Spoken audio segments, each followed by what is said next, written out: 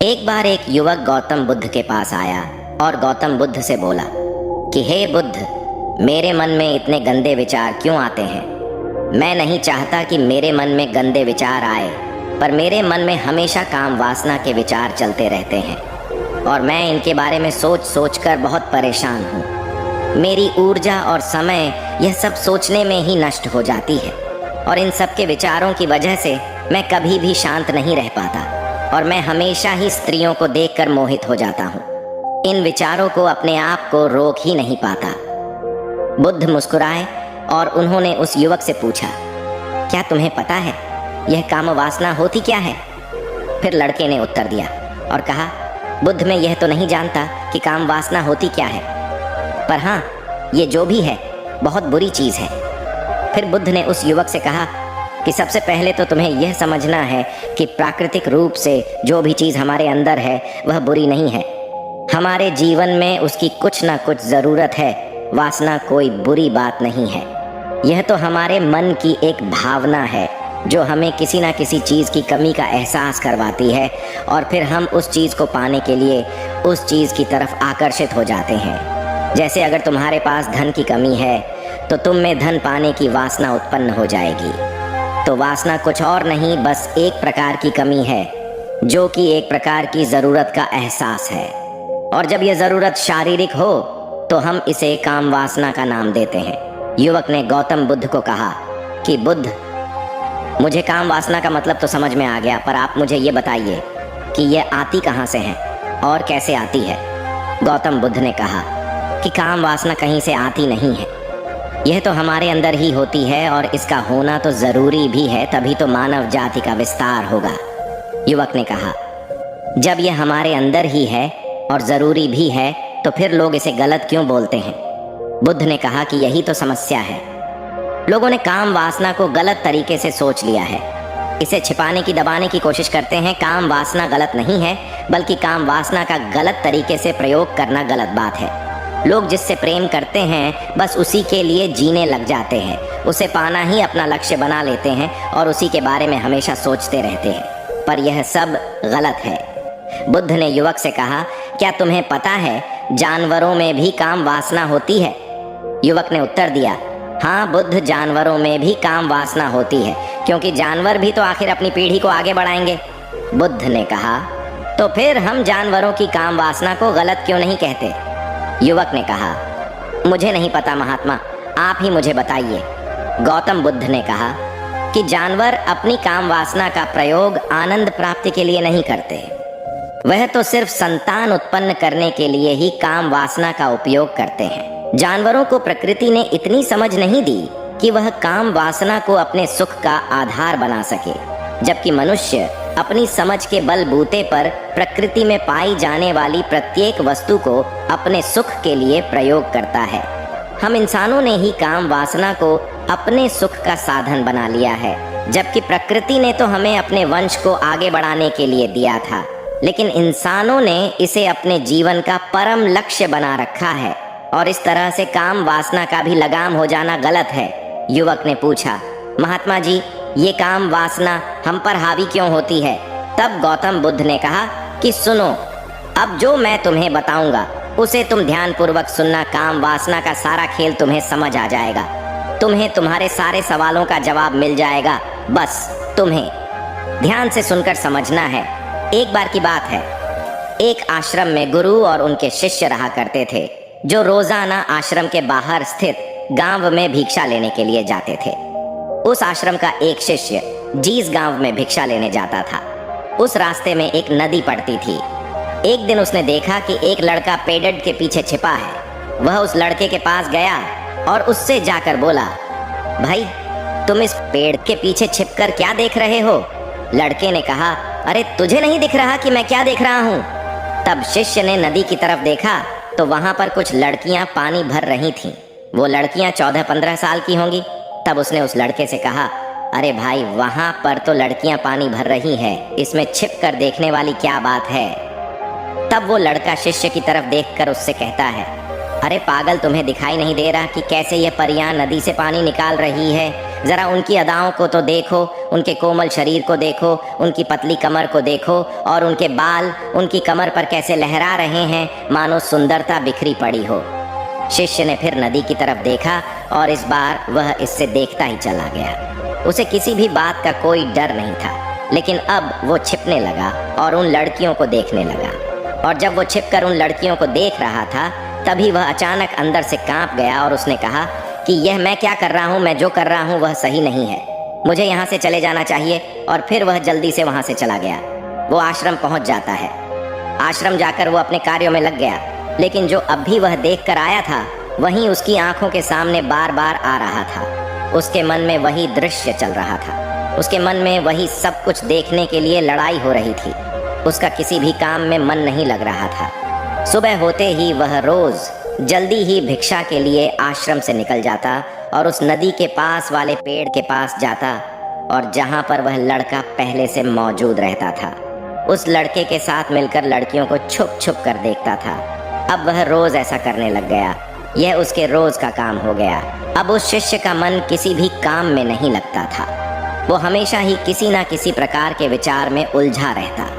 वो आश्रम के कार्यों को भी ठीक ढंग से नहीं कर रहा था, न वो ठीक से सो पाता था और न वो ठीक से खाना खा पाता था। उसका मन बेचैन सा रहता था। उसका मन बार बार उन लड़कियों के सौंदर्य को देखने के लिए तरसता था। जब गुरु शिक्षा देते तब भी उसका मन कहीं और विचारों में खोया रहता था। गुरु ने अपने शिष्य की इन हरकतों को जान लिया था। तब एक दिन गुरु ने शिष्य को अपने पास बुलाया और कहा कि आज से मैं भी तुम्हारे साथ भिक्षा मांगने चलूंगा, तुम और मैं साथ साथ भिक्षा मांगने चलेंगे। तभी शिष्य गुरु को मना करते हुए बोला, नहीं गुरुदेव, आप परेशान क्यों हो रहे हो, मैं अकेला ही ठीक से भिक्षा मांग सकता हूँ।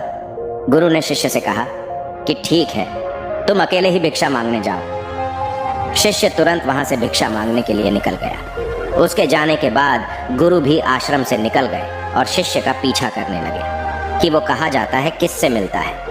यह सब देखने के लिए उसके पीछे पीछे चलने लगे। थोड़ी दूर जाने के बाद गुरु ने देखा कि उनका शिष्य एक लड़के के साथ एक पेड़ के पीछे अपराधी की तरह छिपा हुआ है और छिपकर कुछ देख रहा था। गुरु भी अपने शिष्य के पीछे जाकर खड़े हो गए कि आखिर उनका शिष्य क्या देख रहा है, जिसे देखने के लिए वो पेड़ के पीछे अपराधियों की तरह छिपा पड़ा है। गुरु ने देखा कि उनका शिष्य पेड़ के पीछे छुपकर लड़कियों को देख रहा था, जो कि नदी से पानी भर रही थी। तभी गुरु ने शिष्य को कहा कि तुम क्या देख रहे हो। अपने गुरु की आवाज सुनकर वह शिष्य घबरा गया और उसके पसीने छूटने लगे। वह थर थर कांपने लगा, जैसे किसी चोर को चोरी करते समय रंगे हाथों पकड़ लिया हो। उसकी हालत खराब हो गई। वो कुछ भी नहीं बोल रहा था। उसके मुंह से कुछ टूटे फूटे शब्द भी बाहर निकल रहे थे। वो अपने गुरु से नजर भी नहीं मिला पा रहा था। गुरु ने शिष्य की तरफ देखा और कहा कि मेरा शिष्य तो निडर था, उसे तो किसी भी चीज का डर नहीं था, लेकिन यह क्या तुम तो डर के मारे कांप रहे हो। शिष्य ने गुरु से कहा कि मुझे माफ कर दो गुरुदेव, मेरा इसमें कोई दोष नहीं है। उस लड़के ने मुझे बहका दिया था, लेकिन आपसे मैं वादा करता हूं कि आज के बाद मैं ऐसा कभी दोबारा नहीं करूंगा। मुझे माफ कर दो गुरुदेव। गुरु ने शिष्य से कहा कि कोई बात नहीं, पर इस बात का तुम ध्यान रखना कि हम जैसी संगति करते हैं वैसा ही फल हमें प्राप्त होता है। उसके विचार हमारे अंदर प्रवेश करते हैं, इसीलिए अच्छी संगति करो जिससे तुम्हारे अंदर अच्छे विचारों का प्रवेश हो। फिर गुरु और शिष्य आश्रम लौट आए और फिर से आश्रम के कार्यों पर ध्यान देने लगे। उसने उस रास्ते को छोड़ दिया और दूसरे रास्ते से जाने लगा। वो अपने काम को ध्यान से करता, लेकिन धीरे धीरे उसके अंदर क्रोध उत्पन्न हो गया और फिर वो दूसरों पर क्रोध करने लगा और बेचैन रहने लग गया। अब वो सही समय पर भोजन भी नहीं करता था, वो भोजन भी बहुत कम खाता था। एक रात गुरु शिष्य के पास आए और उसे बोले कि अब तक तुमने कितनी बार अपना वादा तोड़ दिया। यह सुनकर शिष्य अपने गुरु के चरणों में गिर गया और रोने लगा। रोते रोते ही उसने गुरु से कहा कि गुरुदेव, मैं कई बार अपना वादा तोड़ चुका हूँ, फिर वादा कर लेता हूँ, लेकिन हर बार मैं वादा तोड़ देता हूँ। मेरा मन मेरे नियंत्रण में है ही नहीं। मैं बहुत कोशिश करता हूँ कि मैं अपने मन से सारे बुरे विचारों को निकाल डालूं, लेकिन मैं चाहकर भी ऐसा नहीं कर पा रहा हूँ। फिर गुरु ने शिष्य को कहा कि चलो मेरे साथ। गुरु शिष्य को आश्रम के बगीचे में लेकर गए और शिष्य से कहा कि देखो, यहाँ पर कुछ नालियाँ बनी हुई है जिससे नदी का पानी इन पौधों तक आ रहा है और यह पानी एक निरंतर भाव से बह रहा है। क्या तुम इस पानी के बहाव को रोक सकते हो? शिष्य ने कहा कि हाँ गुरुदेव, मैं इस बहाव को रोक सकता हूँ। फिर शिष्य ने मिट्टी उठाकर उस नाली में डाल दी। वो पानी थोड़ी देर के लिए रुक गया और फिर थोड़ी देर बाद उस मिट्टी के ऊपर से पानी बह गया। गुरु ने शिष्य से कहा, अरे ये क्या, ये तो पानी रुका ही नहीं। फिर शिष्य ने कुछ कंकड़ पत्थर उठाकर उस नाली में डाल दिए और फिर थोड़ी देर के लिए पानी रुक गया। लेकिन फिर थोड़ी देर बाद ही उन कंकड़ पत्थर के ऊपर से पानी निकल आया। फिर गुरु ने कहा कि यह क्या हुआ, पानी तो फिर से बह गया। तुम तो बोल रहे थे कि तुम इसे रोक दोगे। क्या हम किसी काम को रोकना चाहे तो क्या हम उसे रोक नहीं सकते? तब शिष्य ने कहा, कोई बात नहीं गुरुदेव, मैं इस पानी को तो आपको रोक के दिखाऊंगा। वह फिर से एक बड़ा सा पत्थर लेकर आया और उसे नाली पर डाल दिया और पानी रुक गया। तब गुरु से कहा कि देखा गुरुदेव, मैंने कहा था ना कि पानी को मैं रोक दूंगा। मैंने पानी को रोक दिखाया, आपकी बात मैंने पूरी कर दी। गुरु मुस्कुराए और बोले, अच्छा जरा ध्यान से देखो, पानी रुक गया। क्या वो तो पीछे की नाली तोड़कर बाहर आ गया और अगल बगल से बह रहा है? और ध्यान से देखो, इस पत्थर को आगे भी आ गया और ये पानी अपना रास्ता बदल कर फिर से आगे की तरफ बह जाएगा। और फिर थोड़ी देर बाद ऐसा ही हुआ। फिर गुरु ने शिष्य को समझाया कि तुम्हारे साथ भी तो ऐसा ही चल रहा है। तुम बार बार प्रयास कर रहे हो, बड़े से बड़ा प्रयास कर रहे हो, पर हर बार तुम्हारा प्रयास टूट रहा है और यह हमेशा टूटता ही रहेगा। तुम कितना भी बड़ा पत्थर रख लो, लेकिन पानी तो अपना रास्ता बना ही लेगा। यह सब देखकर गुरु से कहा कि हे गुरुदेव, क्या कोई तरीका नहीं है जिससे मैं गंदे विचारों से बाहर निकल सकूं और ये मेरे मन में आए ही नहीं। गुरु शिष्य को एक नदी के पास ले गए जहां से उस बगीचे में पानी आ रहा था। गुरु ने शिष्य से कहा, वो पानी इसी नदी से जा रहा है। अगर हम यहीं से उस रास्ते को बंद कर दें जहां से पानी बगीचे में जा रहा है, अब क्या हम पानी को रोक नहीं सकते? शिष्य ने कहा कि हाँ गुरुदेव, अवश्य ऐसा हो सकता है। मैं इस पानी को यहीं से बंद कर देता हूँ, तब आगे की नाली में पानी जाएगा ही नहीं और फिर बगीचे में पानी जाएगा ही नहीं। फिर से नदी से जाने वाले रास्ते को बहुत मेहनत करके पत्थर और मिट्टी डाल डालकर बंद कर दिया और गुरु से कहा कि गुरुदेव, मैंने पानी को बंद कर दिया है, अब यह पानी बगीचे में जाएगा ही नहीं। तब गुरु ने कहा कि अगर पानी बगीचे में नहीं जाएगा तो पेड़ पौधों को पानी कहाँ से मिलेगा? उन पेड़ पौधों को तो पानी की आवश्यकता है और उन पेड़ पौधों में कुछ पेड़ पौधे तो ऐसे हैं जिनको रोज पानी की आवश्यकता है। वह तो मुरझाकर मर ही जाएंगे, उनका क्या होगा? पानी तो हमें खोलना ही होगा। शिष्य ने गुरु की बात सुनकर वापस नदी से जाने वाले पानी का रास्ता खोल दिया। तब गुरु ने शिष्य से पूछा कि अगर हम इस नदी के पूरे पानी को बगीचे की तरफ मोड़ दे तो क्या होगा? तब शिष्य ने जवाब दिया कि गुरुदेव, वहां पर जितने भी पेड़ पौधे हैं वो गलकर नष्ट हो जाएंगे, वहां पर कुछ नहीं बचेगा। फिर गुरु मुस्कुराए और बोले, तुम इस बात को समझो कि हमें किसी भी चीज को रोकना नहीं है, बस हमें हमेशा संतुलन बनाए रखना है। कम पानी से भी पौधे नष्ट होते हैं और ज्यादा पानी से भी पौधे नष्ट होते हैं। हमारा जीवन संतुलन से ही चलता है। गुरु ने शिष्य से कहा कि अगर मैं तुम्हें कहूँ कि तुम आम के बारे में मत सोचो तो तुम्हारे मन में सबसे पहले किसका चित्र आएगा? शिष्य ने कहा कि गुरुदेव, मेरे मन में तो पहला चित्र आम का ही आएगा। गुरु ने कहा कि जब हम गंदे विचारों को जबरदस्ती रोकने का प्रयास करते हैं तो वह और मजबूती के साथ हमारे अंदर प्रवेश करते हैं और ज्यादा हमारे अंदर उठते हैं। इसीलिए हमें उन्हें कभी भी दबाने की कोशिश नहीं करनी चाहिए। फिर गुरु ने शिष्य को जाते हुए कहा कि हमारे गंदे विचार बुरे लोगों की संगति करने की वजह से भी आते हैं। कई बार क्या होता है कि कामुकता हमारे अंदर होती नहीं है, लेकिन कुछ अश्लील लोगों के साथ रहने की वजह से ये हमारे अंदर हावी हो जाती है। फिर शिष्य ने कहा कि गुरुदेव, आप सही कह रहे हैं, मैं अपने मार्ग से भटक गया था। फिर वो शिष्य उस रात बहुत ही चैन की नींद सोया। सुबह अपने कार्यों को पूरे मन से किया और फिर सुबह वो भिक्षा लेने के लिए उसी रास्ते से गया जहां वह लड़का आज भी पेड़ के पीछे छुपकर उन लड़कियों को देख रहा था। वो शिष्य नदी पर गया जहां वह लड़कियां पानी भर रही थीं। उसने उन लड़कियों से पानी मांगा। उन लड़कियों में से एक लड़की ने उसे पानी पिलाया और उस सन्यासी शिष्य के चरण छुए। शिष्य ने उसे आशीर्वाद दिया कि तुम्हारा कल्याण हो। उसका मन सकारात्मक ऊर्जा से भर गया। उसके चेहरे पर मुस्कान आ गई थी, जैसे कि उसे कुछ खोया हुआ वापस मिल गया हो। वह वापस अपने रास्ते से जाने लगा। तभी पीछे से वह लड़का आ गया जो पेड़ के पीछे छुपा हुआ था।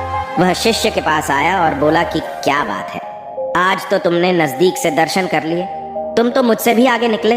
तब शिष्य ने कहा कि हम हमेशा दूसरे के दर्शन करने में ही व्यस्त रहते हैं, अपने दर्शन कर ही नहीं पाते। तुम कब तक इस पेड़ के पीछे छुपते रहोगे? किसी को पसंद करते हो तो उससे बोल दो, अगर वो भी तुम्हें पसंद करती है, और शादी कर लो।